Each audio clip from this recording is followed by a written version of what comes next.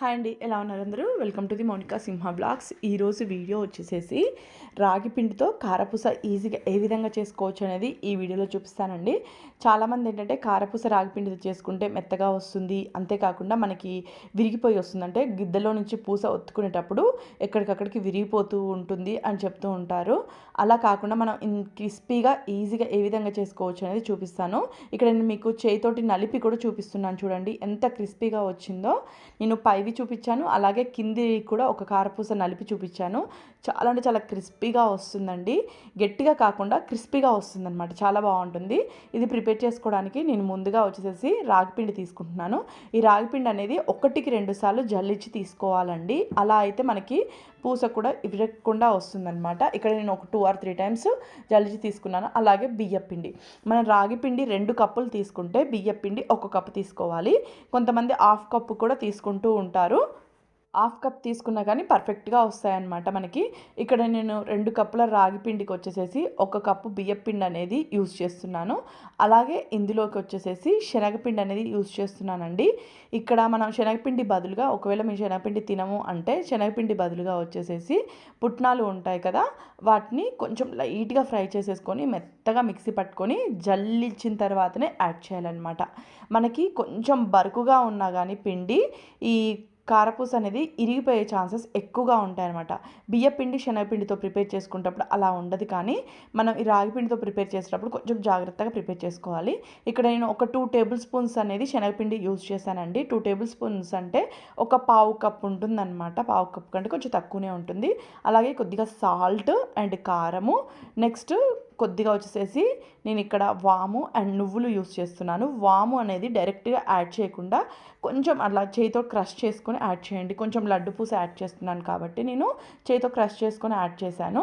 ఒకవేళ సన్నపూస ప్రిపేర్ చేసుకోవాలనుకుంటే మిక్సీకి మెత్తగా పౌడర్ లాగా చేసుకొని అప్పుడు సన్నపూసలోకి యాడ్ చేసుకోవాల్సి ఉంటుందన్నమాట.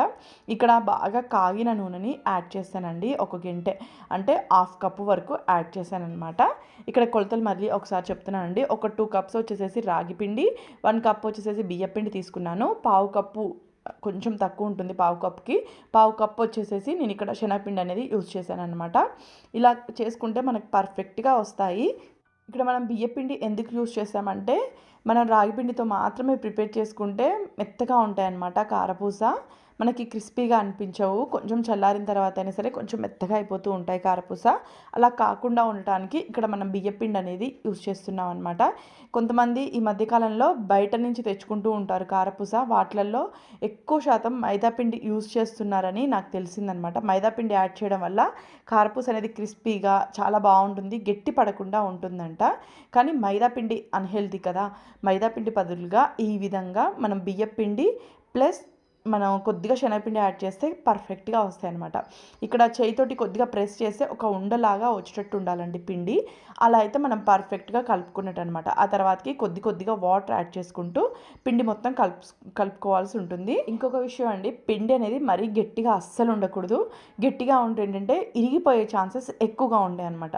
మనం ఆయిల్లో వేయక ముందుకే మనకి చిన్న చిన్న పీసులుగా కట్ అయిపోతూ ఉంటాయి. కారపూస షేప్లో అస్సలు రావన్నమాట. ఇక్కడ నేను కొంచెం ఫాస్ట్ ఫార్వర్డ్లో పెట్టాను అనమాట పిండి మొత్తం కలిపేది. నెక్స్ట్ వచ్చేసి నేను ఇక్కడ కొద్దిగా లూజ్గా కలుపుకుంటున్నానండి పిండిని. మళ్ళీ చెప్తున్నాను, అస్సలు గట్టిగా మాత్రం కలుపుకోకూడదు. రాగి పిండితో కారపూస ప్రిపేర్ చేసుకునేటప్పుడు అసలు గట్టిగా మాత్రం కలుపుకోకూడదు. ఇక్కడ నేను ఎందుకు ప్రిపేర్ చేస్తున్నానంటే ఇంట్లో స్మాల్ బిజినెస్ స్టార్ట్ చేసామండి. హెల్దీ ఫుడ్స్ ప్రిపేర్ చేసి సేల్ చేస్తున్నాం అనమాట. మీకు ఎవరికైనా తీసుకునే ఇంట్రెస్ట్ ఉంటే ఒకసారి కామెంట్ చేయండి.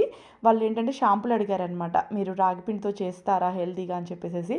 ఆ షాంపుల కోసం ఇక్కడ ప్రిపేర్ చేస్తూ ఉన్నానమాట. ఇక్కడ నేను చెప్పే చిన్న చిన్న టిప్స్ ఫాలో అవుతే సరిపోతుందండి. మనకి రాగిపిండి కారపూస అనేది చాలా పర్ఫెక్ట్గా వస్తుందన్నమాట. ఇప్పుడు ఉన్న రోజులను బట్టి అందరూ హెల్తీగా తీసుకోవాలి ఫుడ్ అని చూస్తూ ఉంటారు. మనం ఇదే ప్రాసెస్లో రాగిపిండితోనే కాదండి, జొన్న పిండితో కూడా ప్రిపేర్ చేసుకోవచ్చు అనమాట. నేను నెక్స్ట్ వీడియోలో చూపిస్తాను. ఇక్కడ మీకు చూపిస్తున్నాను చూడండి, ఈ మాత్రం లూజ్ అనేది ఉండాలన్నమాట. కొంచెం చేతికి అతుక్కుంటట్టుగా కొంచెం స్టిక్కీగా ఉంటేనే మనకి పర్ఫెక్ట్గా ఉంటుంది. మరి గట్టిగా మాత్రం అస్సలు ఉండకూడదు పిండి, ఇది మెయిన్ ఇంపార్టెంట్. ఇక్కడ పిండి కలిపి పక్కకు పెట్టేసేసుకున్నాను నేను. నెక్స్ట్ వచ్చేసి కారపూస వద్దే గిద్దలు తీసుకున్నాను అనమాట. గిద్దలకి ఆయిల్ అప్లై చేసి తీసుకున్నాను. లోపల ప్లేట్ వచ్చేసేసి నేను మీడియం పూస, అంటే మరీ లడ్డుది కాదు మరీ సన్నది కాదు, మీడియంది ప్రిపేర్ చేస్తున్నాను అనమాట. ఇందులో కొద్ది క్వాంటిటీ పిండి అనేది పెట్టేసేస్తున్నాను. పిండి ఫిల్ చేసుకున్నాక మనకు పెద్ద పెద్ద పూసలు కావాలనుకుంటే డైరెక్ట్గా ఆయిల్లో కావాలన్నా కానీ ఒత్తేసుకోవచ్చు. లేదా చిన్న చిన్నగా కావాలనుకుంటే సపరేట్ ప్లేట్ తీసుకొని దాని మీద ఒత్తుకున్నా సరిపోతుంది. ఆల్రెడీ నా వీడియోస్ ఫాలో అయ్యే వాళ్ళకి తెలుస్తుందండి, ఇంతకుముందు వీడియోస్లలో కూడా చూపించానమాట. చిన్న ప్లేట్స్ కానీ లేదా ఈ విధంగా జల్లిగంట ఉంటుంది కదా, జల్లిగంట అయినా కానీ తీసుకోవచ్చు. ఇక్కడ నేను జల్లిగంట అండ్ నెక్స్ట్ ప్లేట్ కూడా తీసుకుంటున్నాను. ఈ విధంగా చిన్న ఏమైనా స్టీల్ ప్లేట్స్ ఉంటాయి కదా, అవి తీసుకోండి. ప్లాస్టిక్వి అలాంటివి తీసుకోవద్దు, ఆయిల్తో పని కదా, కొంచెం జాగ్రత్తగా ఉండాలి మనము. ఇక్కడ నేను ప్లేట్కి అండ్ జల్లిగంటకి రెండింటికి ఆయిల్ అప్లై చేస్తున్నాను. ఆయిల్ అప్లై చేయడం వల్ల పూస అనేది డీప్ ఫ్రైకి మనం ఆయిల్లో వదిలేటప్పుడు ఈజీగా వస్తుందన్నమాట. ఆయిల్ అప్లై చేయకపోతే మనకి గంటకి ప్లేట్కి అతుక్కుపోతుంది. నెక్స్ట్ ప్లేట్ మీద నేను పూస అనేది ఒత్తేసేసుకుంటున్నాను. ఈ విధంగా స్లోగా ఒత్తుకోవాలండి, నిదానంగా ఒత్తేసుకొని మనకి ఎంతైతే అవసరం ఉంటుందో అంతవరకు ఒత్తుకున్న తర్వాత కట్ చేసేసుకుంటే సరిపోతుంది. మనం ఈ విధంగా ఎన్ని కావాలంటే అన్ని ప్రిపేర్ చేసుకోవచ్చు అనమాట. చాలా ఈజీగా సింపుల్గా ప్రిపేర్ చేసుకోవచ్చు అండి. చిన్న చిన్న టిప్స్ ఫాలో అయితే సరిపోతుంది. ఎక్కువైతే శ్రమ పడాల్సిన అవసరం ఉండదు ఆ టిప్స్ ఫాలో అవుతే. మనం టిప్స్ ఫాలో అవ్వకుండా డైరెక్ట్గా ప్రిపేర్ చేసామనుకోండి, మనకేంటంటే ఒక్కసారి ఈ రాగి పిండితో కారపూస ప్రిపేర్ చేయడం అంటే అంత ఈజీ కాదు. ఒక్కొక్కసారి కారపూస విరిగిపోతూ ఉంటుంది, అంతేకాకుండా మెత్తగా వస్తూ ఉంటుంది. ప్లేట్లో కారపూస మొత్తం ఒత్తేసుకున్నాను. నెక్స్ట్ వచ్చేసేసి ఆయిల్ ముందుగానే నేను డీప్ ఫ్రైకి పెట్టేసేసుకున్నానండి. లైట్ వేడి ఉండాలన్నమాట. ఇక్కడ నేను కొద్దిగా పిండి వేసి చూశాను, కొంచెం లైట్ వేడే ఉందన్నమాట. అందులోకి నేను రివర్స్ చేసేస్తున్నాను. ముందుగా జల్లిగంటలోకి తీసుకున్నాం కదా, ఆ కారపూస రివర్స్ చేసి నెక్స్ట్ ప్లేట్లోది వేసేస్తున్నాను అనమాట. ఇలా వేసుకొని డీప్ ఫ్రై చేసుకోవాలి. ఇది కొంచెం బ్లాకిష్గా ఉంటుంది కదా, డీప్ ఫ్రై అయినట్టు ఎలా తెలుస్తుంది అని చాలామందికి డౌట్ ఉంటుంది. మనకి ఇక్కడ డీప్ ఫ్రైకి ఫస్ట్ ఆయిల్లో వేసినప్పుడు బాగా నురుగులాగా వచ్చింది ఆయిల్లో అంతా, తర్వాతకి కొంచెం కొంచెం తగ్గుతూ ఉందన్నమాట. అలా నురుగు తగ్గిన తర్వాత మనం ఆయిల్లోంచి తీసేసుకుంటే సరిపోతుంది. అలా అని ఎక్కువసేపు ఉంచకూడదండి. కొంచెం నురుగు అనేది మనకి తగ్గుతుంది అని అనిపించినప్పుడు ఎమ్మటే ఆయిల్లోంచి తీసేసుకుంటే సరిపోతుంది. ఇక్కడ మనం జల్లిగంట కానీ ఇలా ఒక స్టిక్ సాయంతో రివర్స్ చేసేసుకుంటే ఇంకా విరిగిపోయే ఛాన్సెస్ కూడా ఉండదన్నమాట. కారపూస అనేది ఒక్కొక్కసారి విరిగిపోతూ ఉంటుంది. ఏంటంటే మనం ఆయిల్లో వేసినమ్మటే తిప్పేయకూడదు, మెయిన్ ఇంపార్టెంట్. ఒక 2 మినిట్స్ వదిలిన తర్వాతకి ఉల్టా చేసేసుకొని డీప్ ఫ్రై, రెండు వైపులా డీప్ ఫ్రై చేసుకోవాలన్నమాట. ఇక్కడ నేను ఆయిల్లోంచి తీసేసుకుంటున్నానండి. కారపూస అనేది చాలా ఈజీగా సింపుల్గా ప్రిపేర్ చేసుకోవచ్చండి. లూజ్గా కలిపాం కదా, ఆయిల్ ఎక్కువ పడుతుందేమో అనే ఆలోచన అస్సలు వద్దు. ఆయిల్ అనేది అస్సలు పట్టదనమాట. ఈ రాగి పిండితో ప్రిపేర్ చేసుకునే కారపూసకి ఆయిల్ ఎక్కువ పట్టదు. మనం ఇక్కడ బియ్యపిండి యూజ్ చేసాం కాబట్టి ఆయిల్ పట్టదనమాట ఎక్కువగా. నేను ఆయిల్లో నుంచి మొత్తం పూస అనేది తీసేసాను. ఇలా సింపుల్గా ఎన్ని కావాలంటే అన్ని, ఎన్ని కేజీలు కావాలన్నా కానీ చక్కచక్క ప్రిపేర్ చేసేసుకోవచ్చు. నార్మల్ కారపూస కంటే ఇది చాలా ఈజీగా అయిపోతుందని చెప్తాను నేనైతే, హెల్దీ కూడా.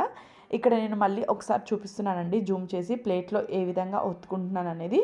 నాకు అప్పటికి అక్కడక్కడ కొద్దిగా విరుగుతూ వస్తుంది. మీరు అబ్జర్వ్ చేశారో లేదో కానీ అక్కడక్కడ విరుగుతుంది. ఎందుకంటే మనం నువ్వులు అండ్ వాము డైరెక్ట్గా యాడ్ చేసాం కదా, అవి తగిలిన చోట మనకు అక్కడక్కడ కట్ అయిపోతూ ఉంటుందన్నమాట కారపూస. మెయిన్ ఏంటంటే మనం ఇందులోకి ఆయిల్ కానీ నెయ్యి కానీ పిండిలోకి వేసుకునేటప్పుడు అది బాగా వేడిగా ఉంటట్టు చూసుకోండి. అలా అయితే కొంచెం జిగురులాగా ఫామ్ అయ్యి మనకి కరెక్ట్గా ఉంటుందన్నమాట. ఇక్కడ నేను సెకండ్ టైం కూడా మొత్తం డీప్ ఫ్రై కోసం ఆయిల్లో వేసేసుకుంటున్నాను. ఫస్ట్ చూసారు కదా ఎంత నురుగు అనిపిస్తుందో, మనకి అవి ఫ్రై అవుతూ నురుగంతా తగ్గిపోతుంది అనమాట. ఒక 2 or 3 మినిట్స్ ఇద్దామని అలానే కెమెరా ఆన్లో పెట్టి కొంచెం ఫాస్ట్ ఫార్వర్డ్ పెట్టానమాట. ఈజీగా అర్థమవుతుందని స్లోగా నురుగంతా తగ్గుతూ వచ్చింది. ఫస్ట్ వేసుకుంది డీప్ ఫ్రై అయిపోయింది, ఆ తర్వాత వేసుకుంది కొంచెం పచ్చిగానే ఉంది, అలానే వదిలేసాను అనమాట. దాన్ని మనం డీప్ ఫ్రై అయింది మాత్రం తీసుకొని, పచ్చిగా ఉంది ఇంకొక 2 మినిట్స్ డీప్ ఫ్రై చేసుకోవాలి. ఫస్ట్ చూసారు కదా ఈజీగా మనకి డీప్ ఫ్రై అయిపోయింది, అది నురుగంతా తగ్గిపోయింది అనమాట. నెక్స్ట్ లాస్ట్ది కొంచెం నురుగుగానే వస్తుంది, అందుకని ఒక 2 మినిట్స్ ఉంచేసేసి తర్వాతకి అది కూడా తీసేసుకున్నాను ఆయిల్లో నుంచి. చాలా సింపుల్ అండి, ఎక్కువ టైం అయితే పట్టదు, డీప్ ఫ్రై చాలా త్వరగానే అయిపోతుంది.